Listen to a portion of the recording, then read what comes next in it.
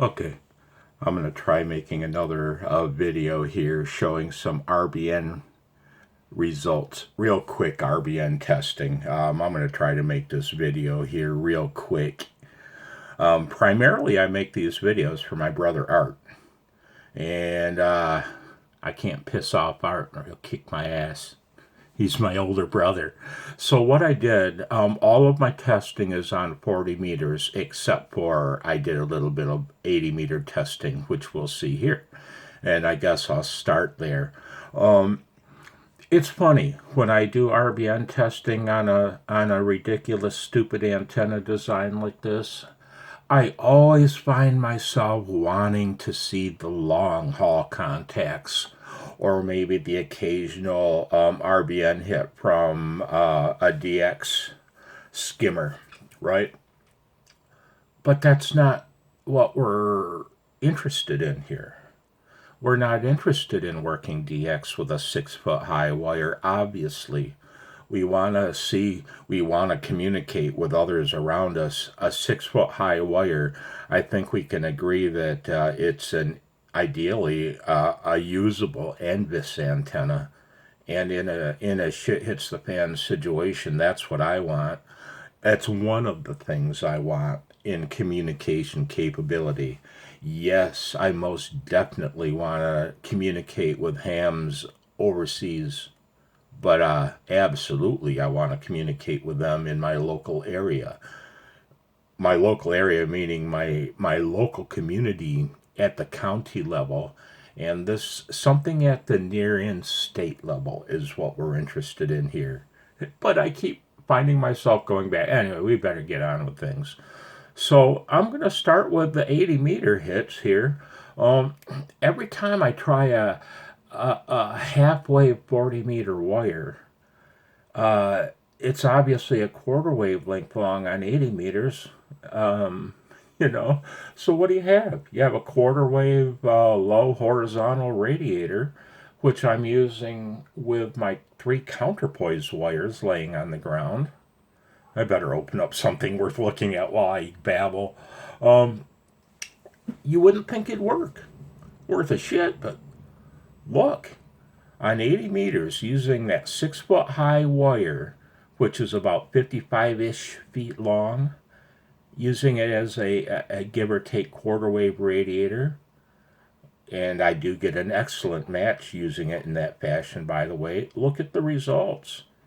They're lousy, like you'd expect. It's 6 feet high, but the East Coast, 13 dB, 18, 15, 12 dB, up and down the East Coast.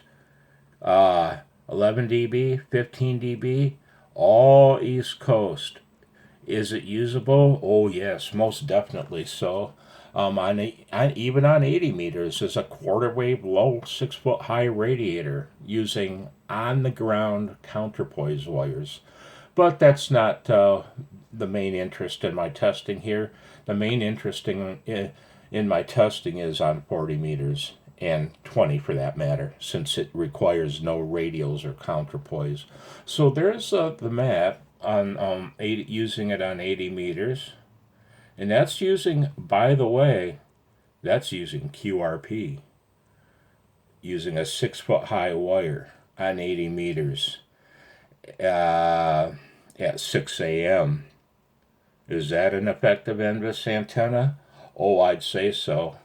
I'd say so, even using QRP power levels, because again, these are usable signal levels that would allow communication and exchange of information.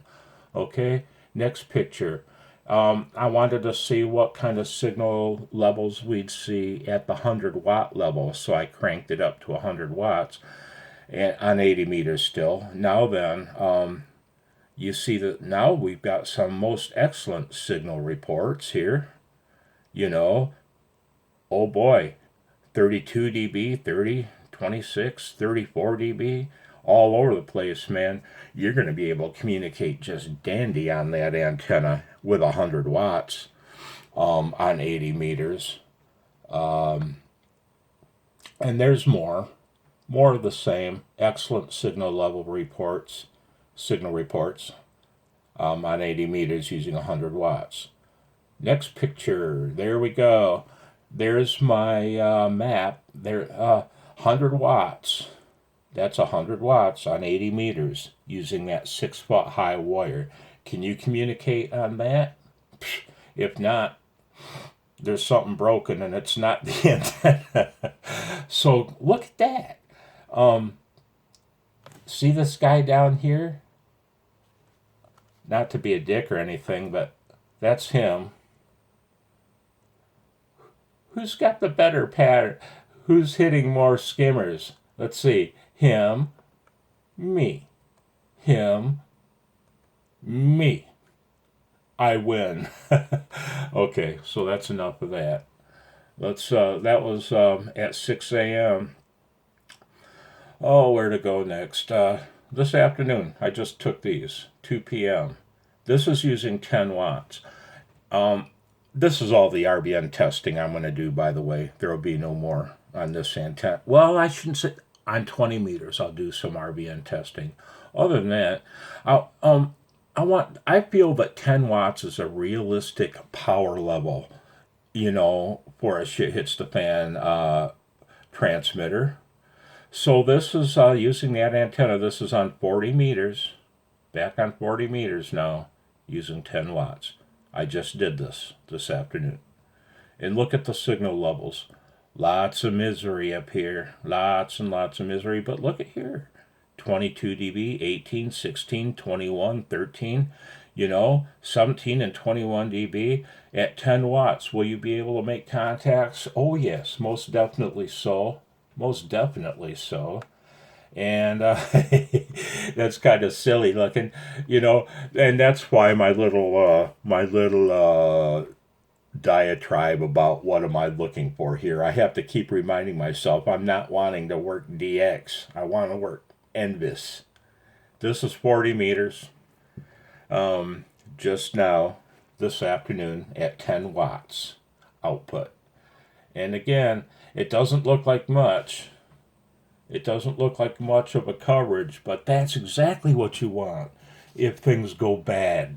That's exactly what you want. And as long as that little coverage map has usable signal strengths, and it does, most definitely. So 10 watts, 40 meters, 6-foot high wire. And here comes our furnace. I love looking at the map with its red without filtering my call sign out. Anyway, I'm going to pause this until the furnace stops running. God, what crap videos.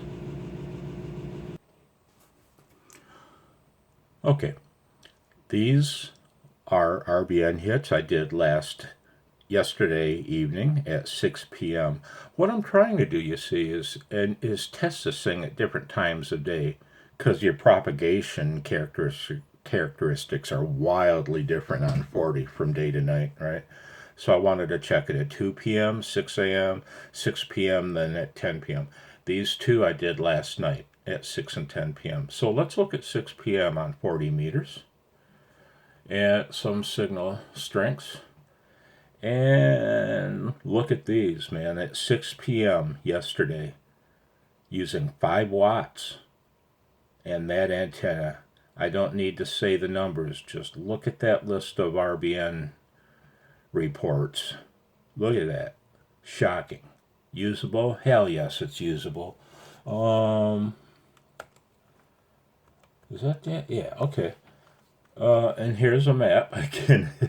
You know what? Something was going on. I mean, there's a disparity here. Do you see it? Look at the numbers. Look at all those RBN hits. And then I go and look at DX maps and see this. It's like, really, man? Really? You're willing to give me 3 hits? But the 3 stations that did get reported on there, they were pounding signal strings. I mean, so this is yesterday afternoon, same thing, but I cranked up the power again. What I want to do is try to see how this thing will behave, how it works using various power levels, whether it be 5 watts or 100 or 10. And again, most of my testing from here on out will be done at 10 watts CW, 20 watts PEP phone when I try to make contacts. So anyway, that's 100 watts yesterday afternoon at 6 p.m. There's the DX maps hit yesterday at 100 watts. Now then, you can see it's starting to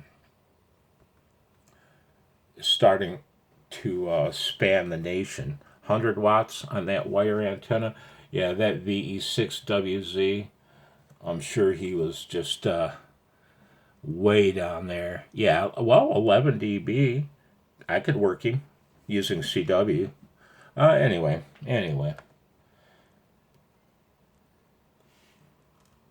One moment. And finally, to finish this miserable video out, 10 p.m. Last night at 10 p.m., I only did one test. And generally miserable signal reports using 5 watts at 10 p.m. on 40 meters. But not all miserable. Not all miserable. Some of them were fantastic. And then I looked at the DX maps results for, I was shocked. Whoops, sorry about that. 10 p.m. Right? 5 watts, 10 p.m. 6-foot high wire. Is that a real world test of an antenna? Yeah. Is that a workable antenna? I think so. Well, I'm going to find out, right? We're going to find out. I'm going to try to, I've already made a couple contacts. One I've posted, one I haven't yet. But I'm going to make a handful of CW contacts and then post them as a group in one video. I'll make a handful of phone contacts and I'll throw those together into one video and post that as well. And see what we can do with this thing, man. Right? Ever hear of the Nimitz encounters? Ooh, that's a weird one, man. Gives new meaning to the words tic-tac. 73.